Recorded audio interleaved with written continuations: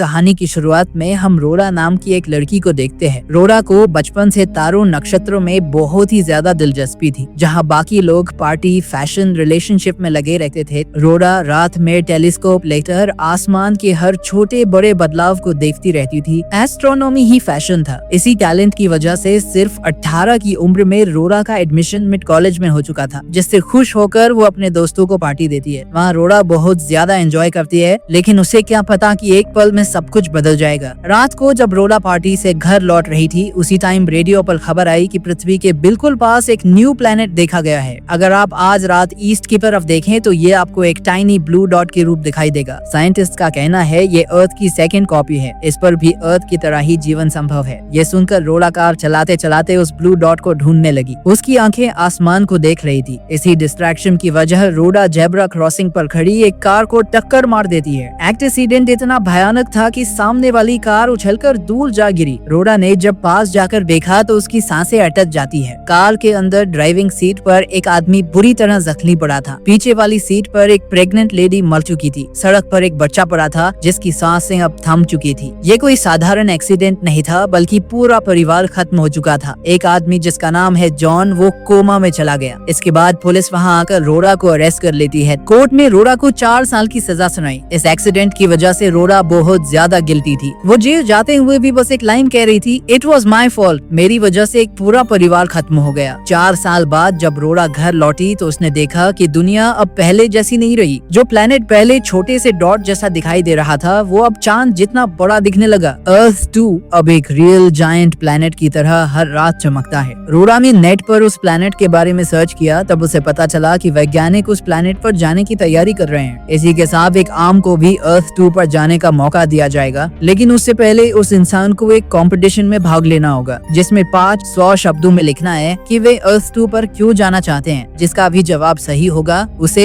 अर्थ 2 पर जाने की टिकट मिल जाएगी। ये देखकर रोरा भी अब फॉर्म भरने लगी, लेकिन वो फॉर्म में एक लाइन भी नहीं लिख पाई क्योंकि रोरा बहुत ज्यादा टूट चुकी थी। रोरा अंदर ही अंदर सोचने लगी कि मैं किस मुंह से एक नई दुनिया में जाऊंगी जब मैंने इस दुनिया में किसी की जिंदगी छीन ली। असल में रोरा 4 साल पहले एक्सीडेंट वाली बात अभी तक नहीं भूल पाई थी। वो अभी तक गिल्ट में जी रही थी। अगले दिन रोरा अपनी जिंदगी की नई शुरुआत में एम्प्लॉयमेंट ऑफिस गई। वहाँ जाकर उसने कहा, मुझे ऐसी नौकरी चाहिए जहाँ लोग कम हो, बातें कम करनी पड़े क्योंकि मुझे बात करना पसंद नहीं। ऑफिस वालों ने उसे हाई स्कूल में जेनिटर की नौकरी दे दी, जहाँ वो चुपचाप सफाई करती रहती। एक दिन स्कूल के बाद रोरा अपने गिल्ट की आग में जलती हुई उसी एक्सीडेंट वाली जगह गई। वहाँ एक कार रुकती है। कार के अंदर से वही आदमी जॉन निकला जिसका पूरा परिवार अब खत्म हो गया था। लेकिन जॉन को रोरा के बारे में कुछ पता नहीं था क्योंकि उस एक्सीडेंट में रोरा का नाम सामने नहीं लाया गया था। जॉन अपने बेटे की याद में खंबे के पास एक छोटा सा रोबोट रखकर वहाँ से चला जाता है। रोरा उसे दूर से देख रही थी। रात को रोरा गूगल पर उस एक्सीडेंट बारे में सर्च करने लगी। वहाँ उसे जॉन का पता मिल जाता है। अगले दिन रोरा हिम्मत जुटाकर जॉन से माफी मांगने के लिए उसके घर पहुँच जाती है। रोरा ने खिड़की से देखा कि जॉन अकेला, टूटा हुआ, खामोश बैठा है। जॉन पहले एक म्यूजिशियन था, लेकिन अब जीता जागता लाश बन चुका था। ये देखकर रोरा की आंखें भर आई, इसलिए रोरा जॉन को कुछ बताए बगैर ही वापस लौट जाती है। रोरा खुद से इतनी नफरत करने लगी कि रात को वो एक बर्फीली जगह गई जहाँ वो अपने सारे कपड़े उतारकर बर्फ में लेट जाती है, क्योंकि रोरा खुद को खत्म करना चाहिए थी। अगली सुबह रोरा की आंखें खुली तो सामने उसके माता पिता बैठे थे। किसी ने रोरा को बचा लिया था। अब रोरा ने फैसला किया कि या तो वो अपनी जिंदगी का बोझ खत्म करेगी या फिर उसे सुधारने के लिए कोई बड़ा कदम उठाएगी। एक दिन स्कूल की सफाई करते हुए रोरा की नजर दीवार पर लिखी एक लाइन पर पड़ी जहाँ लिखा था, अर्थ 2 एक चेतावनी है, कुछ ही समय में दुनिया खत्म होने वाली है। ये पढ़कर रोरा डरी नहीं, बल्कि उसके अंदर एक हिम्मत आ गई। उसने सोचा कि अगर दुनिया खत्म ही होने वाली है तो सच बताने में कैसा डर। इसके बाद रोरा वापस जॉन के घर उससे माफी मांगने जाती है। जॉन ने दरवाजा खोलकर पूछा, कौन हो तुम? लेकिन रोरा उसे सच नहीं बता पाती। घबराकर उसने झूठ बोल दिया। रोरा ने कहा, मैं एक जेनिटर हूँ और क्लीनिंग सर्विस प्रोवाइड करती हूँ। क्या आपके पास की कोई काम है?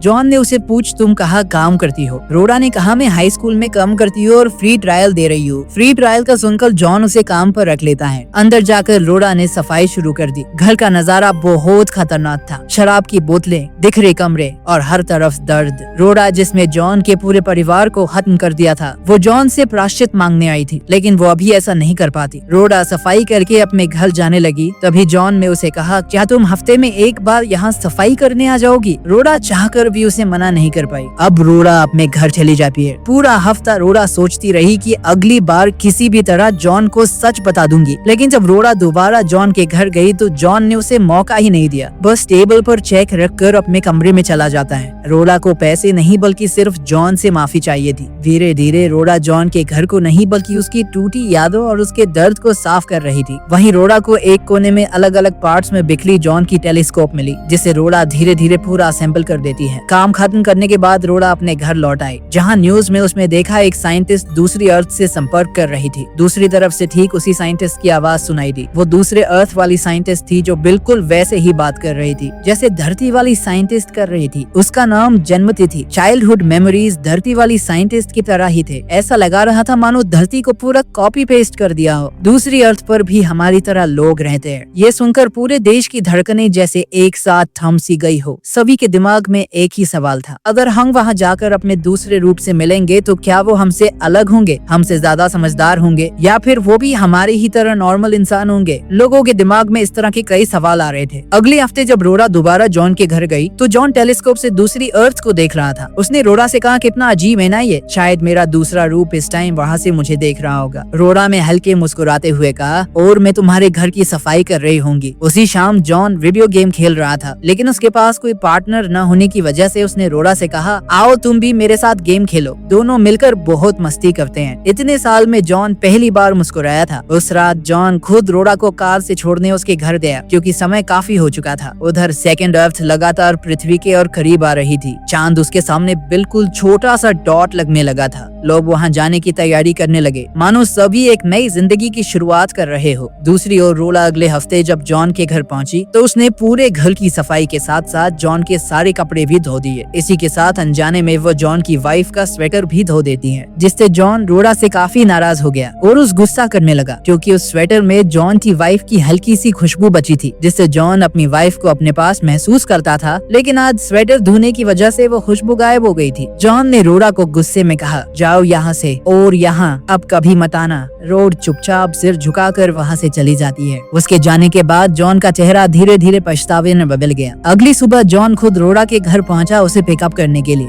जॉन ने कहा, मुझे माफ कर दो, कल मुझे तुमसे ऐसा नहीं बोलना चाहिए था। रोरा ने कहा, कोई बात नहीं, मुझे तुमसे स्वेटर के बारे में पूछ लेना चाहिए था। इसके बाद जॉन ने कहा, मैं तुम्हें एक जगह ले जाना चाहता हूँ। रोरा भी इस बात पर हाँ कर देती है। जॉन रोरा को एक ऑडिटोरियम ले गया। वहीं जॉन उसे एक म्यूजिक सुनाता है। असल में जॉन पहले एक म्यूजिक कंपोजर था, लेकिन एक्सीडेंट के बाद उसने सब छोड़ दिया था। धीरे धीरे इन दोनों की नजदीकियां और भी बढ़ जाती है और दोनों सारी हदें यही पार कर देते हैं। उसी रात जॉन ने रोरा को बताया कि एक्सीडेंट के दिन में कोमा में चला गया था। मेरी वाइफ जो 6 महीने की प्रेग्नेंट थी, उसकी मौके पर ही मौत हो गई। एक ही रात में मेरी पूरी दुनिया छीन गई। मैंने उस आदमी को बहुत ढूंढा जिसने एक्सीडेंट किया था, लेकिन पुलिस ने उसका नाम नहीं बताया क्योंकि वो नाबालिग थी। ये सुनकर रोरा अपने घर लौट आई। वहाँ उसकी माँ ने बताया, रोरा तुम्हारे लिए कोई फोन आया था। कुछ देर बाद उसे पता चला रोरा ने जिस कंपटीशन में भाग लिया था उसमें वो फर्स्ट आई है। इसका मतलब रोरा को दूसरी अर्थ पर जाने का टिकट मिल गया था। रोरा तुरंत ये खुशखबरी जॉन को बताने गई। रोरा की बात सुनकर जॉन सच में उसके लिए बहुत खुश था। दोनों ने एक साथ में ड्रिंक किया और घंटों तक बातें की। जॉन अब रोरा को पसंद करने लगा था। जॉन ने कहा, तुम प्लीज मुझे छोड़कर मत जाओ, हम दोनों अब एक दूसरे के कितने करीब आ गए हैं। रोरा ने हल्की आवाज में कहा, अगर मैं तुम्हें कुछ बताऊं उसके बाद भी तुम यही कहोगे। जॉन ने कहा, क्या बात है ऐसी? रोरा ने पूरी हिम्मत जुटाकर जॉन को सब सच बताया कि जिस एक्सीडेंट में उसका पूरा परिवार खत्म हुआ था वो मैंने ही किया था। ये सुनकर जॉन के पैरों तले जमीन खिसक गई। उसने गुस्से में कहा, तुम चली जाओ मेरे घर से। रोरा रोते हुए वहाँ से चली जाती है। जब रोरा घर पहुंची तो उसने देखा घर के सामने मीडिया की लाइन खड़ी थी, क्योंकि अब हर किसी को पता चल गया था रोरा को दूसरी अर्थ पर जाने का टिकट मिला है। अमीर लोग रोरा को पैसे देकर उससे टिकट खरीदना चाहते थे। रोरा के मम्मी पापा ने कहा, तुमने हमें ये सब क्यों नहीं बताया? रोरा ने बस इतना जवाब दिया कि मुझे उस अर्थ पर जाना होगा। रोरा सेकंड अर्थ पर जाने के लिए बहुत ही खुश थी। वो जाने की तैयारी करने लगी। तभी टीवी पर खबर आई। वहाँ फेमस एस्ट्रोफिजिसिस्ट डॉक्टर रिचर्ड ने अपनी new theory the broken mirror theory के बारे में बताया। उन्होंने कहा, अर्थ 2 हमारी दुनिया का हूबहू हूबहू आईना है, लेकिन अगर किसी पल दोनों दुनिया का तालमेल टूट गया हो, जैसे किसी ने एक कदम अलग रख दिया हो या एक शब्द कम बोल दिया हो, तो इतने छोटे से फर्क से पूरी दुनिया की टाइमलाइन बदल सकती है। ये सुनकर रोड़ा को पहली बार जीने की उम्मीद मिली। रोड़ा बिना सोचे समझे दौड़ती हुई जॉन के घर निकल गई। वहाँ जाकर रोड़ा ने दरवाजा खटखटाया। उसने जोर जोर से चिल्लाकर कहा, बस एक आखिरी बार मेरी बात सुन लो प्लीज। जॉन रोड़ा से नफरत करने लगा था। उसने कहा, दफा हो जाओ मेरे घर से। लेकिन आज रोड़ा भी हार मानने वाली नहीं थी। रोड़ा खिड़की से घर के अंदर घुस गई। उसे देखते ही जॉन का सारा गुस्सा फूट पड़ा। उसने रोड़ा पर झपट कर उसका गला दबा दिया। रोड़ा ने खुद को बचाने की कोशिश तक नहीं की। उसने जॉन की आंखों में आंखें डालकर कहा, बस एक बार मेरी बात सुन लो, उसके बाद चाहे मेरी जान ले लेना। उन शब्दों में इतना दर्द और इतनी सच्चाई थी कि जॉन के कांपते हाथ अपने आप ढीले पड़ गए। उसने रोड़ा को छोड़ दिया और टूटकर दूसरे कमरे में चला गया, जहाँ उसकी सिसकियां गूंजने लगी। और वहीं खड़ी रोड़ा ने बोलना शुरू किया कि एक थ्योरी है जॉन, जिसे उसने टीवी पर सुना था, जिसके मुताबिक किसी एक पल में दोनों दुनियाओं का तालमेल टूट सकता है। तो क्या ऐसा नहीं हो सकता कि वो पल वही हो जब हमने पहली बार आसमान में उस दूसरी पृथ्वी को देखा था? 4 साल पहले की वही रात जब उसने उस नीले डॉट की तरफ देखा और उसी पल एक्सीडेंट हुआ। हो सकता है वही एक घटना दोनों दुनियाओं को अलग रास्ते पर ले गई हो। और अगर उस दुनिया की रोड़ा ने ऊपर देखा ही न हो, अगर वहाँ वो हादसा कभी हुआ ही न हो, तो शायद तुम्हारा परिवार आज भी जिंदा होता। ये कहते हुए रोड़ा ने अपनी अर्थ 2 की टिकट जॉन के हाथ में रख दी, जैसे अपनी आजादी का आखिरी टुकड़ा उसे सौंप रही हो, और बिना कुछ कहे वहाँ से चली गई। उसे समझ आ गया था कि इस उम्मीद की सबसे ज्यादा जरूरत उसे नहीं बल्कि जॉन को है। किसी को एक नई जिंदगी की उम्मीद देकर 4 साल बाद पहली बार रोड़ा का दिल हल्का हुआ और उसने भागने के बजाय जीना शुरू किया। कुछ दिनों बाद न्यूज पर पूरी दुनिया ने वो पल देखा जब जॉन की फ्लाइट लॉन्च हुई और स्क्रीन पर उसका चेहरा था, जिस पर सालों बाद एक सच्ची मुस्कान थी, उम्मीद और एक नए कल की मुस्कान, जिसे देखकर रोड़ा के जख्मों पर जैसे मरहम लग गया और उसका प्रायश्चित पूरा हो गया। 4 महीने बीत गए और रोड़ा में अपनी टूटी हुई जिंदगी के टुकड़ों को जोड़कर जीना सीख लिया। तभी एक शाम काम से लौटते वक्त उसने अपने दरवाजे पर एक औरत को खड़ा देखा, जिसका चेहरा हूबहू